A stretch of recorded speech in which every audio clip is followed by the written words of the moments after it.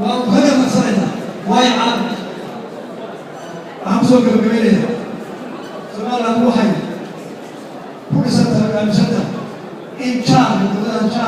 أيديهم واحترام سؤال بيننا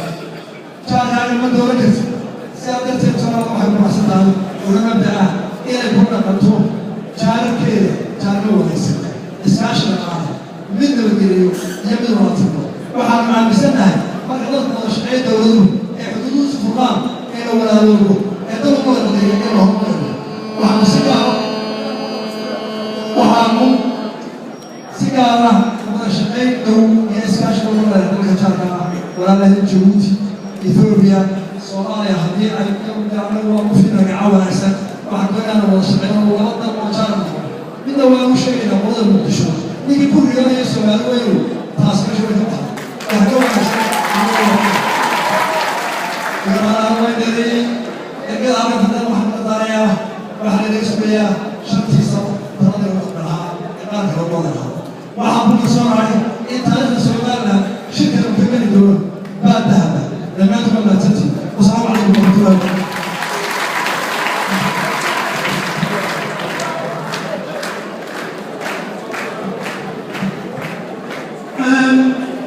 قدوميات مقاسية خطة على وسوق جديد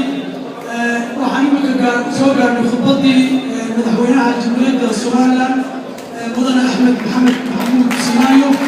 وخطتي كيف سبيشي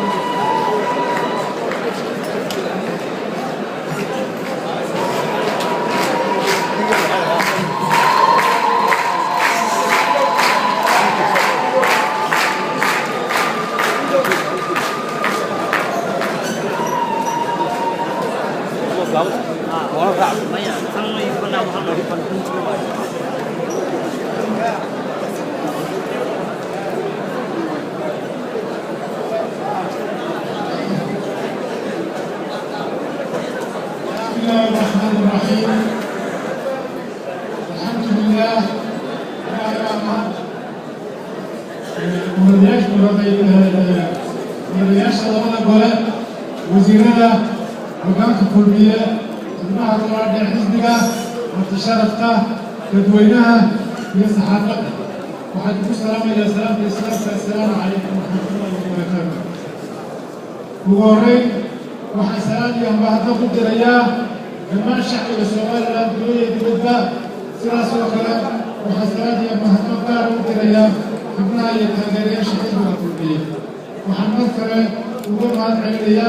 تعبتي يتغير لها حزب جميل كنيسين خليني أتذكر الرشادة تاسون صوتي الحزب تاسون صوتي الحزب الرشاد فكرة التربية مصوبة كرشادة كولا وحد كرشادة جميلة هم كسر وطن ذاك اسمه ربنا هي إرادة تتبع أنت أيوة تنقل سنين هذا يعني أبوي حزب الحرية وحدود تاني حقيقة برنامج حزبك وشكرا كمان تمرين المنظمات أتكلم كدبلية وتبادل البشرة ورمارة التركة لشركات كارنيفال الصومالية. سنة كورة والهيسان واحد وسبعين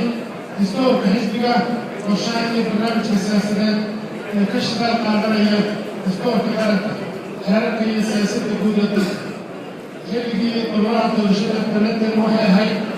إلى ذلك كسب يومه إثبات السياسات إثبات المعمول إثبات التقارير اللي هربان ذلك كانت التوفيق الرئيسي. لا هذه لما وضبطي برنامج السياسات حزب وشيسنا بشر وبلغ عني واحد عنايا لقطي واحد مالي واحد عن تلوهيو هذه أنتم مروحي كهايين أقوس ذلك الترجمة السومالية هي سياسة الرمال تبدأ وربما كرسولك هي كشفت النظام كعدالته نبت قليلا الدفاع عن ذلك kobcinta iyo kor u qaadidda waxbarashada iyo caafimaadka xoojinta wax soo saarka dalagga beeraha iyo biyaha ilaalinta deegaanka iyo daryeelka xoolaha kobcinta dhaqaalaha iyo dhiirigelinta ganacsiga iyo dhismaha xafiisyada dowladda madaarada iyo horumarinta waddooyinka shaqo abuurka iyo dhiirigelinta dhalinyarada tixgelinta iyo kor u qaadidda waxbarashada iyo shaqasiinta dadka la haybsooco soo dhaweynta iyo dhiirigelinta gurbajoogka horumarinta haweenka ka qayb qaadashada hogaaminta iyo siyaasadda warbaahinta iyo saxaafadda xurteel qowlka iyo xuquuqul insaanka haddaba haddii aan dulmarkaa gabadii afar meelood si kor uga tilmaamo tusaale ahaan arrimaha dowladda adeegyada bulshada dhaqaalaha dhismayaasha dowladda iyo wabeeyga aqoonsiga kow aqoonsi raadinta qaranimada Soomaaliya iyo siyaasadda arrimaha dowladda waxaan xil iska saarnay xaqiijinta iyo taageerinta madaxbannaanida Jamhuuriyadda Soomaaliya oo sidii ugu mid noqon lahayd sharcan u heli lahayd aqoonsiga waxaan rabaa inaan arrimahan ka soo haynay guri aan qarsoonayn innagoo ammaanka ku hayna muhiimadda ay madaxbannaanideedu u leedahay xiriirka fiican iyo saaxiibo inagala shaqeeya ictiraafka waxaanu yeelanay saaxiibo badan oo ku hawlan inay nagala shaqeeyaan arrintan waxaana jira dadaalo badan oo ka socda wadamada jaarka ah iyo yurub kuwaasoo midnadoodii ugu horreeyey aan baqashada bulshadii ka dhacay magaalada Shaqi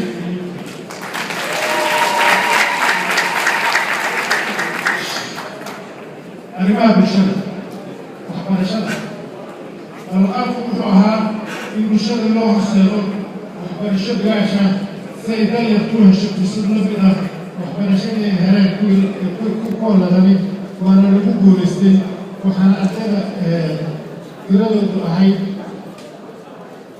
111,500 waxayna marayaan maanta 215,000 waxaa iskuulada dhisay waxaa lagu kordhiyey waa ilaa 600 iskuul waxaana la qoray ilaa 4,000 oo macallimiin caafimaadka annagoo ogsoon in caafimaadku uu muhiim u yahay nolosha bini'aadamka waxaa xukuumad ahaan ama xilwada iska saarnay sidii loo hagaajin lahaa daryeelka caafimaadka loogana hortagi lahaa cudurrada kala duwan sida isla markaasna waxaan ku dadaalay in dadweynuhu ay dalka gudihiisa ka helaan adeegyo caafimaad oo dhammaystiran si ay uga haystaan inta ka dibaddiisa uga baxaan arrin caafimaad ugu baxaan dhibcaan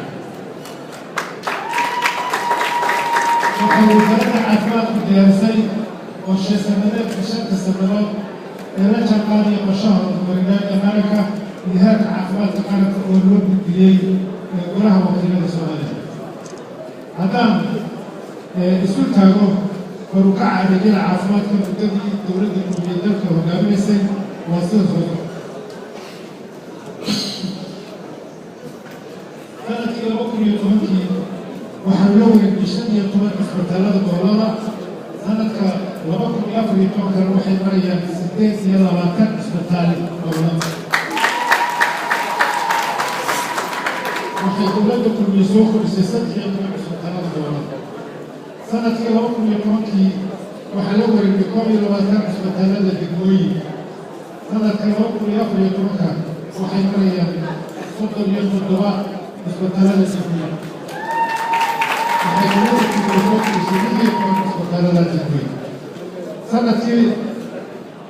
2010 waxaa loo wareegay 126 xarumaha caafimaad sanadka 2014 waxay marayaan 136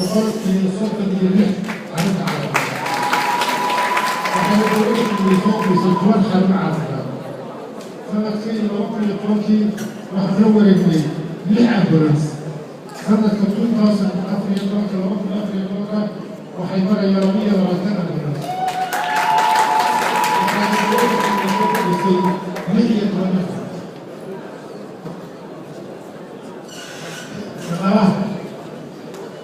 dhaqaaluhu waa lafdhabarta nolosha waana midnimada horumarka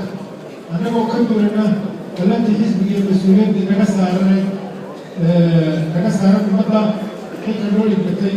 waxaanu dardar gelinay kobcinta dhaqaalaha iyadoo miisaanadii aan xilka kula wareegnay ahayd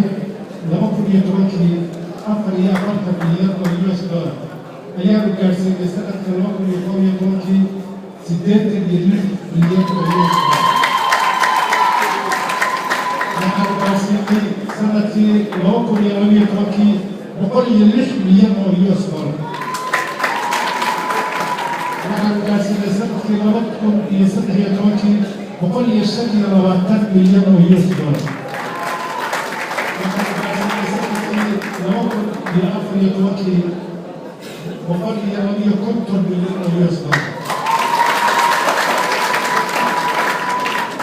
dhismayaasha xafiisyada dowladda iyo wadooyinka waa muhiim in xafiisyada dowladda ay dadka loogu adeegayaan ay yihiin qaar u diyaarsan shaqada oona direg iyo haybad u qalatay sharafta dowladeed iyo karaamada qaranimada annagoo arrintaa ka duwanana waxaanu musibaal cusub ku soo kordhinay wasaaradaha daaqiliga khaarijiga waxbarashada